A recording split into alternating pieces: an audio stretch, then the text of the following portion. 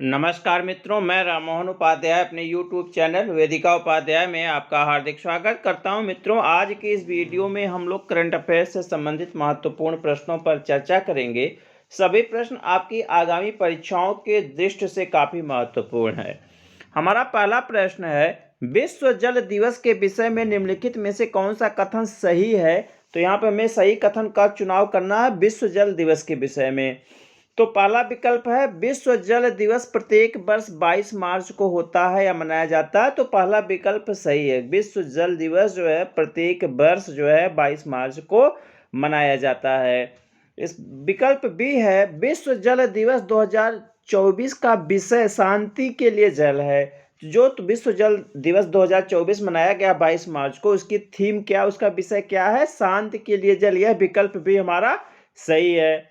विकल्प सी है, संयुक्त राष्ट्र यूएन ने 1993 में 22 मार्च को विश्व जल दिवस के रूप में नामित किया। यह विकल्प भी सही है। 1993 से जो है संयुक्त राष्ट्र के द्वारा जो है 22 मार्च को जल दिवस के रूप में नामित किया गया है। विकल्प भी सही है। तो इस प्रकार से हमारे सभी विकल्प ए बी सी सही है। तो विकल्प डी उपर्युक्त सभी कथन सही है, हमारा सही आंसर है। मित्रों, आगे बढ़ने से पूर्व आपसे अनुरोध है, वीडियो को देखने के पश्चात चैनल को सब्सक्राइब, वीडियो को लाइक एवं शेयर अवश्य करें। साथ ही साथ बेल आइकन भी प्रेस करें, जिसके माध्यम से आने वाले वीडियो का नोटिफिकेशन आपको समय से प्राप्त हो जाए। दूसरा प्रश्न है, हाल ही में खबरों में रहा पार्स 1 सैटेलाइट किस देश द्वारा लॉन्च किया है? तो पार्स 1 सैटेलाइट जो है अभी हाल ही में ईरान के द्वारा लॉन्च किया गया है। विकल्प सी हमारा सही आंसर है। 29 फरवरी को, कब? 29 फरवरी 2024 को ईरान ने जो है पार्स 1 सैटेलाइट को लॉन्च किया है। और यह लॉन्च जो है ईरान ने किया है रूस की सहायता से। किसकी सहायता से? रूस की सहायता से इन्होंने लॉन्च किया है। और ईरान ने दावा किया है कि जो पार्स 1 सैटेलाइट है वह पूर्ण रूपेण ईरान में स्वदेशी तकनीकी से निर्मित है। तो ईरान ने 29 फरवरी को जो रूस का एक लॉन्चर है सोयूज 2.1, उस लॉन्चर से इन्होंने इसको लॉन्च किया है। और यह एक बेसिकली रिमोट सेंसिंग और इमेजिंग उपग्रह है। पार्स 1 सैटेलाइट जो है क्या है? रिमोट सेंसिंग और इमेजिंग उपग्रह है। और इसको जो है रूस के जो है बोस्तोचन लॉन्चर केंद्र से इसको लॉन्च किया गया है। और इसकी सहायता से जो है एक रूसी मौसमी उपग्रह और 17 छोटे छोटे उपग्रह भी भेजे गए हैं। और ईरान के जो राष्ट्रपति हैं वर्तमान में, जो ईरान के राष्ट्रपति, उनका नाम है इब्राहिम राइसी के शासनकाल में जो है यह 12वां सैटेलाइट लॉन्च किया गया है। और अभी 2024 में जनवरी में जो है एक सोरैया, ये भी पूछा जा सकता है, सोरैया नामक जो है सैटेलाइट ईरान ने लॉन्च करने की घोषणा की थी। हमारा अगला प्रश्न है, हाल ही में प्रिट्जर आर्किटेक्चर पुरस्कार 2024 का विजेता किसे घोषित किया गया है? तो प्रिट्जर आर्किटेक्चर पुरस्कार 2024 का विजेता जो है रिकन यामामोटो है। विकल्प ए हमारा सही आंसर है। जो रिकन यामामोटो है वह जापान से ताल्लुक़ रखते हैं। कहाँ से? जापान से ताल्लुक़ रखते हैं। वहाँ के एक प्रसिद्ध वास्तुकार हैं। और 2024 में जो है उनको सम्मानित किया गया है। जो आपका प्रिट्जर पुरस्कार है बेसिकली यह वास्तुकला के क्षेत्र में दिया जाता है। इसको वास्तुकला का नोबेल कहा जाता है। किसको? प्रिट्जर पुरस्कार को। पुलित्जर जो पत्रकारिता के क्षेत्र में दिया जाता है। प्रिट्जर पुरस्कार आर्किटेक्चर या वास्तुकला के क्षेत्र में दिया जाता है। भारत के भी एक प्रसिद्ध वास्तुकार थे जिनको 2018 में इस पुरस्कार से सम्मानित किया गया है। और वह प्रिट्जर पुरस्कार जीतने वाले प्रथम भारतीय थे। उनका नाम था बालकृष्ण दोषी कब दिया गया? 2018 में। और इस पुरस्कार की स्थापना अगर देखा जाए तो 1979 में हुई थी। 1979 में हुई थी। जे.ए.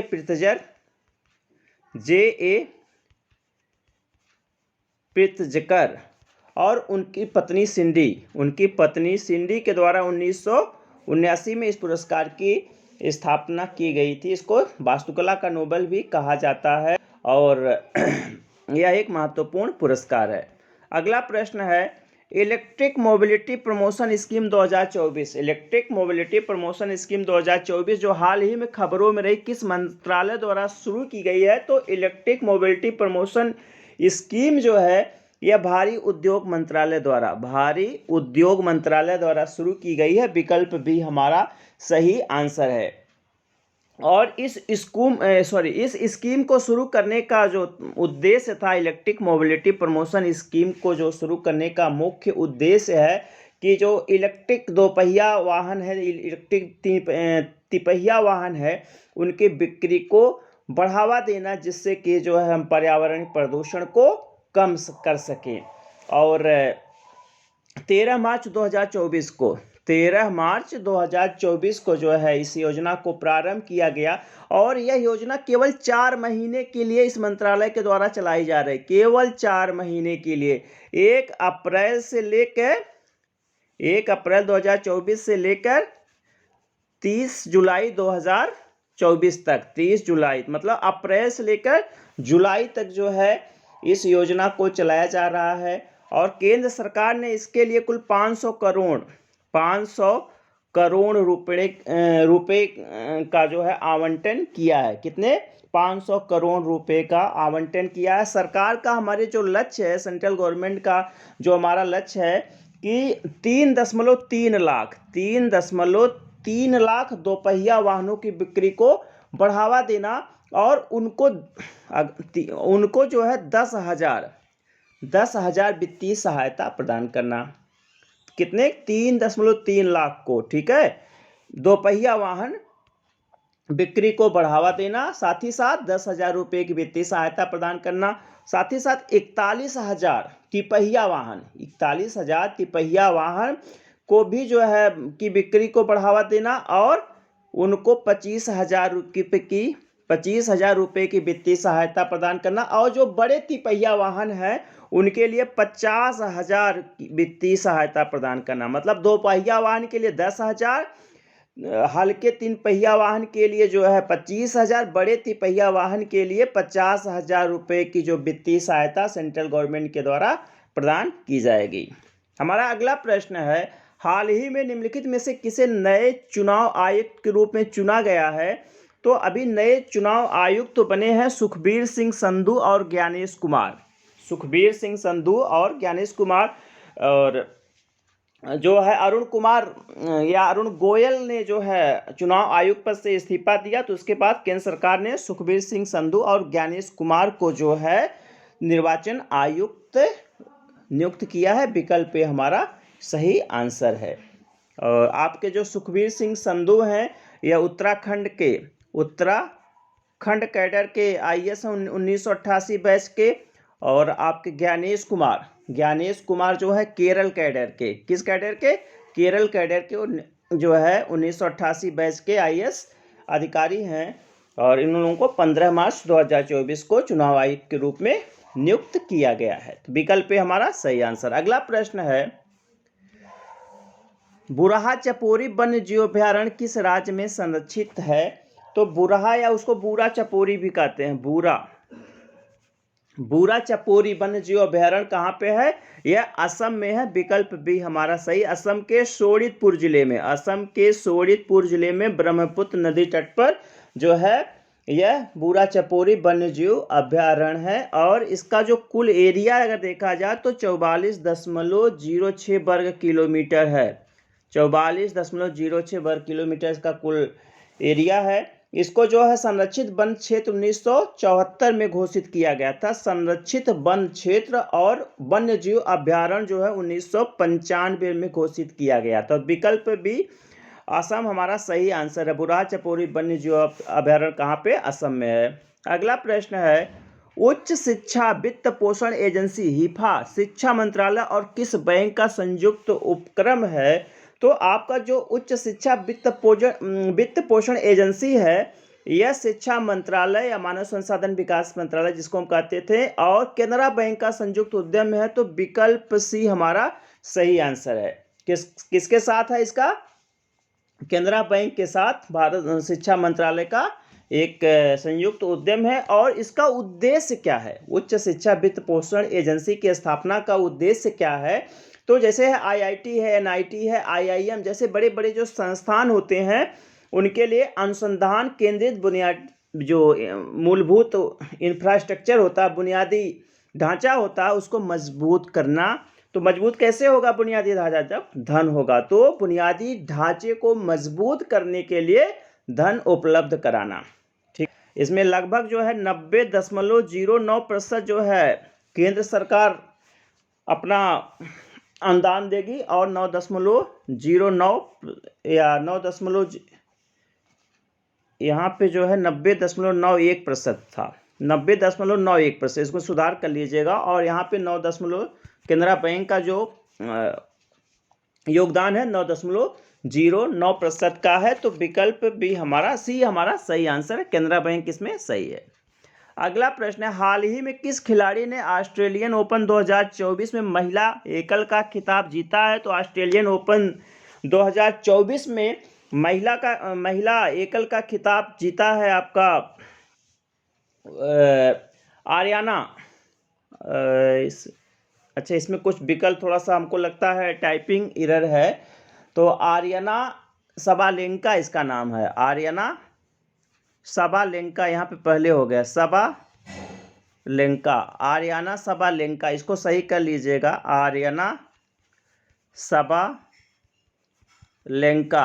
यह जो है बेलारूस की टेनिस खिलाड़ी हैं, लान टेनिस खिलाड़ी हैं, और इन्होंने जो है ऑस्ट्रेलियन ओपन 2024 का खिताब जीता है। ऑस्ट्रेलियन ओपन 2024 में जो उपविजेता, आज के समय में उपविजेता पूछने का भी ट्रेंड चला है, तो उपविजेता कौन था? तो उपविजेता थी झेंग किनवेन। यह कहाँ की थी? यह चाइना की खिलाड़ी थी, झेंग किनवेन, यहाँ पे लिखा हुआ, विकल्प सी जो है आपका लिखा हुआ है। तो विकल्प बी हमारा सही आंसर है, आर्याना सबालेंका कहाँ की है? बेलारूस की है। अगर यहाँ पे महिला एकल है, अगर पुरुष एकल होता तो पुरुष एकल 2024 ऑस्ट्रेलियन ओपन किसने जीता है? तो पुरुष एकल के विजेता जो है जेनेनिक सिनर है, जेनेनिक सिनर, यह जो है इटली के खिलाड़ी हैं, जेनेनिक सिनर। और इन्होंने पहली बार, यह इनका पहला ग्रैंड स्लैम खिताब था। जेनेनिक सिनर कहाँ के हैं? इटली के हैं। और इन्होंने किसको परास्त किया था, किसको हराया था? तो इन्होंने हराया था रूस के प्रसिद्ध खिलाड़ी हैं डेनियल मेदवेदेव, ठीक है। और अभी जो है भारत के लिए भी एक इसमें ऑस्ट्रेलियन ओपन में महत्वपूर्ण खिताब जो है भारत के जो प्रसिद्ध खिलाड़ी रोहन बोपन्ना ने जीता था। तो रोहन बोपन्ना, और उनके जोड़ीदार हैं मैथ्यू एबडेन, उनके जोड़ीदार हैं मैथ्यू एबडेन। इन दोनों ने जो है पुरुष युगल का खिताब जीता था, और अगर मिश्रित पूछ दिया जाए, मिश्रित युगल का खिताब, ठीक है, मिश्रित युगल में जो है हसी सुई बेई,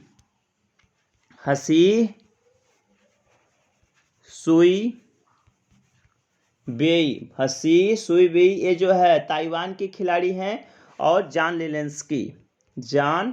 जेलेंस्की, इन दोनों ने जो है मिश्रित युगल का खिताब जीता है। और महिला युगल का खिताब पूछा जाए तो आपकी यही है हसी सुई बेई और एलिस मर्टेस, ये महिला युगल विजेता हैं। तो ये महत्वपूर्ण तथ्य थे। और जो ऑस्ट्रेलियन जो 4 ग्रैंड स्लैम प्रतियोगिताएं होती हैं, उसमें सबसे पहली खेली जाने वाली प्रतियोगिता आपकी ऑस्ट्रेलियन ओपन ही है। 14 जनवरी से 14 जनवरी से लेकर 28 जनवरी के मध्य जो इस प्रतियोगिता को ऑस्ट्रेलिया में खेला गया है। तो यह महत्वपूर्ण टॉपिक है। अगला प्रश्न है 2024 पेरिस ओलंपिक के लिए मसाल वाहक के रूप में किसे चुना गया। तो जो आपका 2024 का ओलंपिक गेम होना है कहाँ पे होगा, फ्रांस की राजधानी पेरिस में होगा। तो पूछा जा रहा कि भारत की तरफ से मसाल वाहक के रूप में किसे चुना गया। तो भारत की तरफ से मसाल वाहक के रूप में चुना गया है अभिनव बिंद्रा को। अभिनव बिंद्रा एक प्रसिद्ध निशानेबाज खिलाड़ी थे और